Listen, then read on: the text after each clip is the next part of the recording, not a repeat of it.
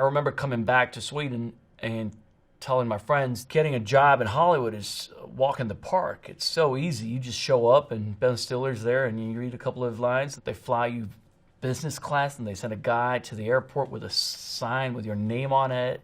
Reality hit me when I landed, and it took me 3 years to find my next job. Zoolander.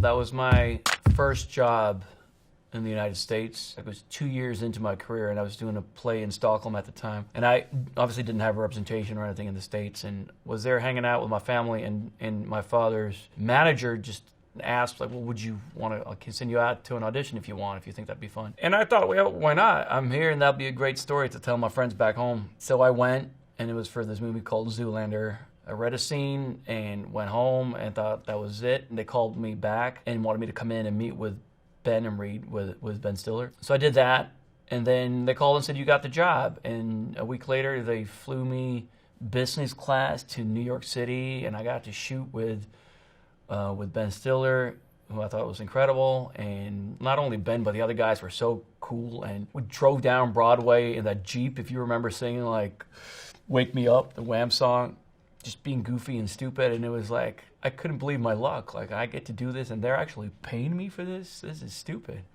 If you see the movie, I'm in it for like 3 seconds and die in a gasoline fight, or a tragic death.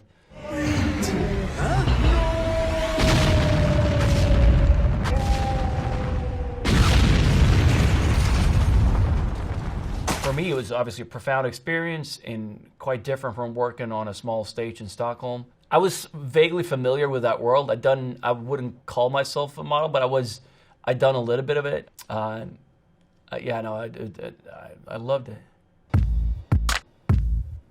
Melancholia. There are a couple of times where I've just basically said yes before even reading. When I heard that Lars wanted me in his film, I said yes. And I told my agents, I don't care what else is out there. I'm going to go to Sweden and do this. The movie is about the end of the Earth. And it was one of the most lively and fun sets I've ever been on. Most people expect it to be more authoritarian, that he'd be more of a tyrant on set, and that he'd be more tension on set. And it's just like the polar opposite of that. Everyone felt so liberated. The way he shoots is, I remember the first day I had a scene with Kirsten Dunst, and we're in a stretch limo on the way to our wedding, and it's scripted, but it's also quite loosely scripted. So he gave us the rundown, talked us through the scene, but he wanted some improvisation. And then he said, at a certain point, Alex, the car is stuck on this road, and at a certain point, maybe you step out to help the driver from outside the vehicle. And I asked him, well, so which side would you prefer? Because with more traditional filmmaking, the director has a plan. Well, I'm going to shoot the master from this side, so it's good if you come out here because then I see you. If you're on the other side, I won't see you. And he just looked perplexed, and he was like, well, I don't know. Whatever you feel like doing, do what you got to do, and then I'll follow you. And again, we had some of the finest actors in the world, John Hurt and Charlotte Rampling. It was just, extraordinary actors.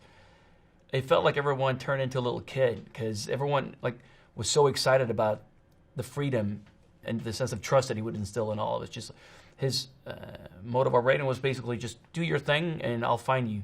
But then he'll come in and whisper something. Can you do this? Can you say it that way? Or can you pick up the postcard when she looks down? Or it can be very specific. It's not like he's like, oh, do your thing. I'm just going to sit here and drink my cappuccino. Like, he knows exactly what he wants. 1 second be on the other side of a ballroom with 200 extras. And then the next second he's in your face with a camera and find something, It was so wonderful. And the first time I got to work with my dad as well, he plays my best man at my wedding, a real douchebag. The character, not my father. Generation Kill.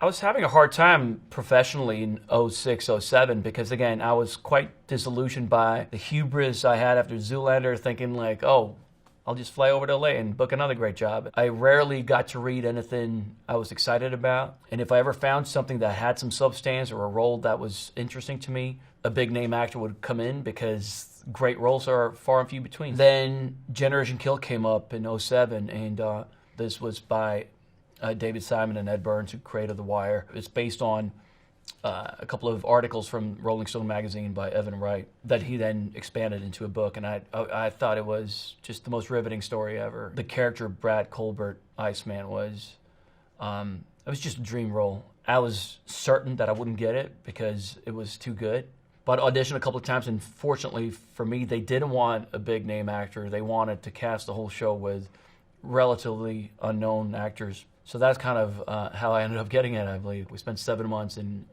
Southern Africa and Namibia, Mozambique, and South Africa. We didn't have our families out there. People didn't have their girlfriends out there. It was just 40 dudes stuck in the desert. Not to compare too closely to being in the military, but there's a lot of hurry up and wait. That's something you experience a lot in both the military and on a movie set, because there's so many massive scenes with tons of Humvees, and just to reset could take 45 minutes. That creates a very specific dynamic when you're 40 dudes and you sit around 12 hours a day just talking, you make fun of each other, of yourself, and it creates a very a strong bond. Look, it goes a little different. We could all got killed today. Don't pet a burning dog. Damn sure pet one today, didn't we? We're still a very tight group. We still see each other all the time and hang out, and I'm incredibly privileged and proud to be a part of that. True Blood. Well, it's actually quite interesting how I ended up getting the role, because I'd met with Alan Ball, the creator of the show, and then my agents got a phone call 5 months into our shoot on Generation Kill. He asked if I was interested, and I said absolutely, but there's a slight problem. I'm in Maputo, and I'm here for another 2 months. I'm shooting Generation Kill. And Alan was like, well, that sucks, because we're about to shoot this in a month or so, and we, unfortunately, it looked like I wasn't going to be able to do it. Then the writer's strike happened. Thank God for the writer's strike. If you were already in production and the scripts were written, you were fine, but the True Blood scripts weren't written, so they had to push. I was able to finish Generation Kill in Africa, come back to LA for them to cast Eric Northman. So that's how it happened. Even though I have a terrible memory, I do remember a lot of that show. It was 7 incredible years, and what a ride that was. And the very first night was special because it was the first time I met Stephen Moyer and Kristen Bauer, who plays Pam, my vampire daughter on the show. These were people that then became some of my closest friends. But the first night, Kristen had just flown in from the Philippines. She'd done a movie out there, so she was all very jet-lagged and nothing made sense. And she was very kooky, and I was like, what's going on here? And there's a shot of us walking out of Fantasia, and then Kristen and I are supposed to fly off, and the way they shot that was they put us on a skateboard with a rope and started pulling us. And I knew that this was a big show. Like, they had some money, but they're pulling us on a skateboard. That's the visual effect. So I was slightly concerned. And then again, she turned out to, like, I love her more than anything, and she's one of my favorite people, and somehow they figured out a better way to make us fly after that. Good night, tiny humans. Whoa, he can fly! Battleship. Well, I'd never done anything like Battleship before. I was just intrigued to do something of that scope. I met with Pete Berg, the director, a bunch of times, and he was very inspiring. I just loved his energy and his vision. And again, it was just kind of out of my comfort zone. It was very different from the smaller indies I'd done before. So I was quite excited to go and do something big and a bit more like a tentpole action film. What's it like doing a lot of green screen acting? It's one thing if it's a backdrop, then it doesn't affect the acting really, but if you're gonna have an emotional moment with an animal or a human, and it's a tennis ball on a C-stand, it can be a bit more challenging. Yeah. Legend of Tarzan. We started 4 months before principal photography with Magnus, my trainer, and this was all new to me. I'd never worked with a personal trainer before. I'd never been on a specific diet before. So for 3 months, I just ate a lot. It was basically 7,000 calories a day, just bulk up. I would lift weights, not do any cardio, because I'm naturally quite lean, so if I did any cardio, I would lose weight. And then about 6 weeks before we started shooting, he would change the diet and the training a bit to try to get more lean. So you would kind of hold on to the muscle mass but get rid of any fat. Whatever happens, do not interfere. Understand? Mm-hmm. I went a bit nuts, actually. We shot it in London, and I remember on Sundays, my day off, I would walk around the area I lived in and just look into restaurants and look at people eating. There was one Italian restaurant around the corner. I just would stand outside and look in, as they were eating pizza and pasta and stuff, and I'd be like, oh wow, one day I'll get to eat that. On Tarzan, the sets were real, but the animals weren't. So that was a stuntman in a jumpsuit. I believe that was the first day we met. So we met on set, shook hands, and then went down on all fours and started rubbing against each other.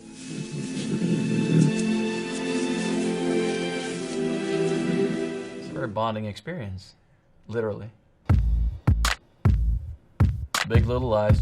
Very, very intense, but such a well-written character. He's an abusive husband, but not written in a stereotypical way. There's a lot of depth to the character, and I also love the way he was introduced. You kind of like this guy, hopefully, in the beginning of the show, and he's a great dad, and he's great with Celeste, his wife. They have a very strong, beautiful connection, and then slowly you start to see that there's another side to him, and there's a darkness there, and something that he genuinely is struggling with. Look at me then. Look at me. Huh? Oh, you're hurting me. Oh, I'm hurting you. It was so interesting to kind of explore that, because that's how you make it interesting for the audience, I believe. I think we have a tendency to, we're naturally, organically quite lazy, and we want to sit back, especially when we watch television or movies. We make it easy for ourselves. We go like, okay, I get it, good guy, bad guy, because most stories are quite generic that way. It's fun if you can introduce a character in a nice and charming way and get the audience to like him, and then they start to question that and like, wait a minute, I kind of like this guy, and now he does this. And most people are conflicted, and they have a bright, beautiful side, but there's also darkness there. I think it's that dichotomy that creates a real interesting character.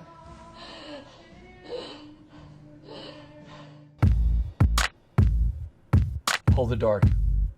I had the best time on Hold the Dark. I think Jeremy Saulnier, the filmmaker, is one of the greatest filmmakers out there. He's got a very unique eye and sensibility, and the script it's based on a novel that I love. It's such a dark, rich, disturbing world. The character is unlike anything I've ever played before. There's a profound darkness there. He loses a child, and then he sets out to avenge the death of his son, and nothing can stop him. That trajectory and that determination was quite wonderful to explore. It takes place in Alaska, a little bit in Afghanistan or Iraq, where you first meet my character, but the rest of it takes place in Alaska, and we shot it in Alberta, up in the woods, last winter. So and that was a great experience, because we were out there and it was freezing cold, and it just added a lot of texture to the story. You're the one for my boy. Yes. Can you raise the dead? No, sir. Then I have no questions for it. Hidden. Well, it was a very intense shoot. The guys had done a 3-minute short that I saw, and I thought it was really good. And then I met them, and they were late 20s at the time, but I could tell that they had something very unique. They were very, very smart, and they knew exactly how they wanted to tell the story, and were heavily influenced by early Spielberg and that kind of that visual language. It was a tough shoot, because it's basically 3 characters in a basement for 85% of the movie. It's Andrea Riseborough plays the mother, and I'm the dad, and it's about a couple and their daughter hiding, a post-apocalyptic movie about a family hiding in a bomb shelter. And then there's a twist towards the end. But it was a tough one, because I had to lose weight for it, so I was kind of running on fumes for 2 months. I was always starving, and to try to look emaciated, and I had very low energy, and we were in this dark basement, and there was like a fire going off, and there was like rats running around, and kids crying. It was just like a lot of darkness. But they are incredible, and I couldn't be more thrilled for them today with their success with Stranger Things, because they deserve it. They're hardworking guys and incredibly talented. The Little Drummer Girl. So The Little Drummer Girl is a 6-part limited series. It's based on a John le Carré novel and directed by Park Chan-wook, Korean filmmaker who did the Old Boy trilogy and Handmaiden, Stoker. I've been obsessed with the Old Boy trilogy since I was a teenager. I think they're extraordinary films. This was kind of like when I got the call from Lars von Trier. This was another one where I basically said yes before even reading it. A young girl, a British actress, goes to Greece on vacation. She meets a guy on this island, and he suddenly invites her on this little trip to the mainland to go to Athens and go for a little drive for a couple of days, drive around Greece. She's like, well, this could be a cool adventure. And then she discovers that his intentions are far from romantic. He's actually a spy. That's kind of how the story kicks off.